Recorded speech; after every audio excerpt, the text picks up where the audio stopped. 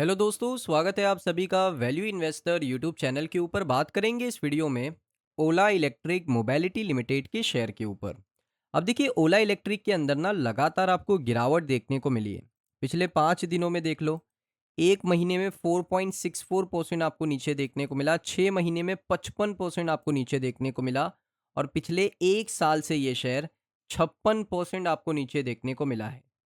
अब ये जो गिरावट है, इसके पीछे काफ़ी सारे कारण हैं, उसको देखेंगे कहाँ तक गिरेगा, क्या होगे नेक्स्ट टारगेट, उसके ऊपर बात करेंगे। वीडियो काफ़ी इंपॉर्टेंट होने वाला है, वीडियो को ध्यान से देखना।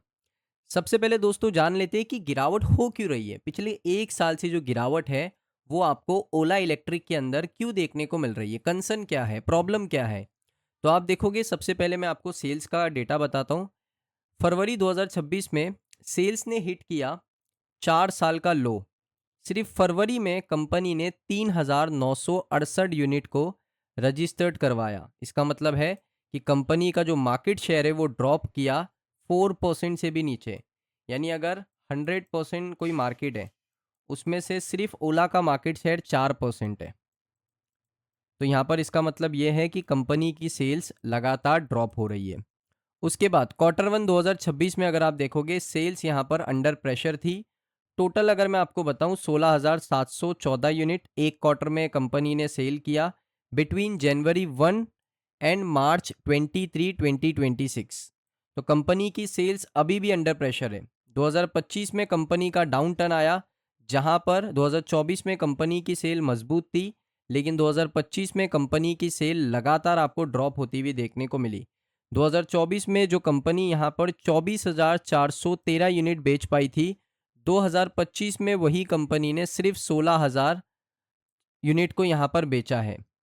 तो इसका मतलब ये है कि कंपनी की जो सेल्स है वो लगातार आपको ड्रॉप होती हुई देखने को मिली।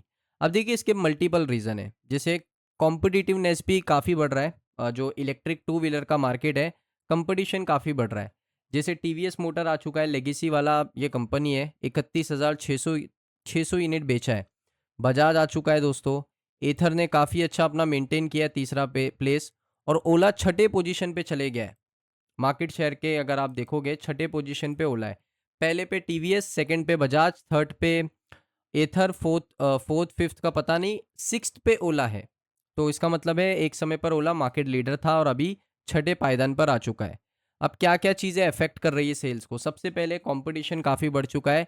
लेगेसी प्लेयर जो है, पुराने प्लेयर टीवीएस और बजाज, इन्होंने मार्केट शेयर गेन करना शुरू किया है, क्योंकि इनका नेटवर्क काफ़ी बड़ा है और डीलर का जो ट्रस्ट है ये दोनों ही ब्रांड्स के ऊपर वो काफ़ी बड़ा है।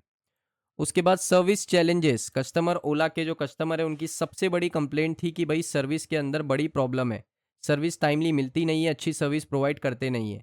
तो इस वजह से जो ट्रस्ट फैक्टर होता है वो ख़त्म हो गया। तो यहाँ पर आप देख सकते हो, कस्टमर की कंप्लेंट बढ़ गई सर्विस डिले को लेकर, रिलायबिलिटी को लेकर स्कूटर के। और कंपनी इसको अटेम्प्ट कर रही थी एड्रेस करने के लिए हाइपर सर्विस प्रोग्राम के तहत। उसके बाद देख सकते हो, रजिस्ट्रेशन इश्यूज भी आपको देखने को मिले। जो कंपनी का टेम्पररी रजिस्ट्रेशन इश्यूज था वो फरवरी में आपको देखने को मिला, जिस वजह से आपको कंपनी की सेल्स काफ़ी ड्रॉप होती हुई देखने को मिली। तो ये सारे रीजंस की वजह से ओला इलेक्ट्रिक का शेयर आपको नीचे आता हुआ देखने को मिल रहा है, गिरावट इसके अंदर आपको देखने को मिल रही है। अब दोस्तों मैं आपको बताता हूँ कि ओला यहाँ पर अपनी सेल्स को बढ़ाने के लिए क्या क्या चीज़ें कर रहा है। प्रॉब्लम तो ओला को भी पता है, मुझे भी पता है, आपको भी पता है। अब इसको सॉल्व करने के लिए, जो प्रॉब्लम आ रही है कंपनी के अंदर, इसको सॉल्व करने के लिए ओला क्या कर रहा है?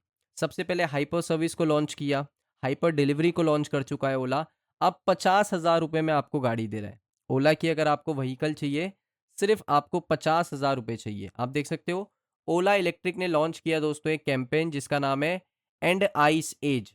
ये कैंपेन दोस्तों ईवी के लिए चालू हो चुका है। सिर्फ 49,999 के अंदर आपको सर्विस का ट्रस्ट गारंटी मिलेगा, बायबैक गारंटी आपको मिलेगा, और इसमें बेनिफिट आपको 50,000 रुपये तक के मिल सकते हैं। इसमें जो स्कूटी के प्राइजेस है वो 50,000 से शुरू हो जाते हैं। ओनली वैलिड टिल 31 मार्च 2026 तक ही वैलिड है। इसमें आपको जो सर्विस ट्रस्ट गारंटी मिलेगा फ्री, वो भी ओला का कैब वाउचर मिलेगा। इन केस ऑफ सर्विस अगर आपका डिले हो गया, तो यहाँ पर आप ओला की जो कैब है उसका यूज़ करके घूम सकते हो, तो उसके वाउचर भी आपको फ्री में मिलेंगे। प्लस सर्विस का जो ट्रस्ट गारंटी है वो भी आपको मिलेगा बिल्कुल फ्री में। उसके साथ बायबैक गारंटी आपको मिलेगा कि अगर अगर आप फ्यूचर में इसको बेचकर कोई और रिप्लेस करना चाहते हो तो इसका बायबैक गारंटी भी आपको एक सर्टेन अमाउंट मिल जाएगा। 8 साल का एक्सटेंडेड वारंटी है व्हीकल पोर्टफोलियो के साथ। तो एक अच्छा ऑप्शन ओला ने खोल दिया है, तो इससे क्या होगा, सेल्स बढ़ेगा, कस्टमर अट्रैक्ट होंगे, कस्टमर भरोसा कर सकते हैं ऐसे ऑफर्स के साथ। तो ये ओला चल रहा है दोस्तों, अपनी स्ट्रैटेजी को लगा रहा है कि सेल्स को किसी ना किसी तरीके से बढ़ाया जाए। उसके बाद देखोगे यहाँ पर एक डेटा है कंपनी का डिलीवरी यूनिट। अब यहाँ पर आप ध्यान से देखोगे ना, पहले कंपनी का डिलीवरी कितना होता था, 98,000 यूनिट, 84,000 यूनिट। उसके बाद देखिए 68,000 यूनिट कम होता जा रहा है, 52,666 यूनिट, 32,680 यूनिट। कंपनी की स्टोर, जो फिजिकल स्टोर होती है, वो एक समय पर 4,000 थी, अभी सिर्फ 700 है। स्टोर को कंपनी ने रिड्यूस कर दिया है क्योंकि कंपनी को पता है कि उसका जो एक्सपेंस है वो यहाँ पर बढ़ चुका है। तो एक्सपेंस को कम करने के लिए अपने स्टोर्स को काफ़ी बंद कर दिया है कंपनी ने। उसके बाद देखोगे कंपनी का मार्केट शेयर एक समय पर 50% था, अभी 25%, अभी तो 4% हो चुका है। डेटा अभी अपडेट नहीं हुआ, 4% है, फरवरी का डेटा मैं आपको बता रहा हूँ। उसके बाद गीगा फैक्ट्री का डेटा है और पेटेंट का डेटा है, ये इतना काम का नहीं है। लेकिन आप देख सकते हो कि बड़े फॉल्स हैं कंपनी के अंदर।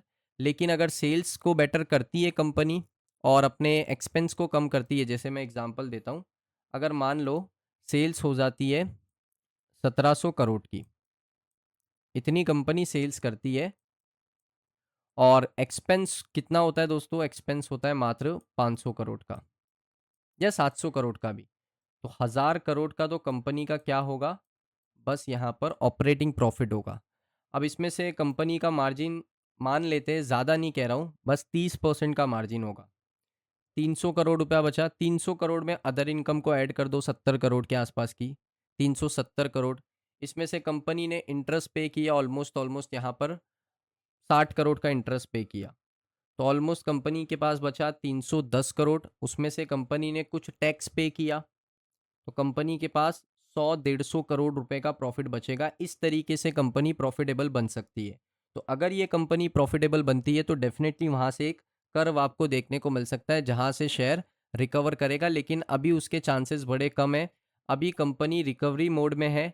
एक बार कंपनी रिकवर होगी उसके बाद ही यहाँ से आपको चीज़ें बेटर होती हुई देखने को मिलेगी, क्योंकि अभी जो कंपनी का फेज चल रहा है वो रीबिल्ड का चल रहा है। यहाँ पर बहुत ही रिस्की है पैसा निवेश करना, क्योंकि अभी कंपनी की ना सेल्स अच्छी है, ना मार्जिन है, कंपनी लॉस मेकिंग है। साथ में कंपनी यहाँ पर फ्यूचर में क्या करने वाली है किसी को पता नहीं है। कंपनी कोशिश कर रही है रीगेन करने के लिए, कितनी कामयाब होगी वो आने वाला समय बताएगा, डेटा बताएगा। तो डेटा सेंट्रिक्स रहना है हमें, डेटा को देखकर ही एक्शंस लेना है। सो इस वीडियो को यहीं पर वाइंड अप करते हैं। अगर आपको वीडियो अच्छा लगा वीडियो को लाइक करें, चैनल पे अगर आप पहली बार आए हो सब्सक्राइब करो। मिलता हूँ नेक्स्ट वीडियो में।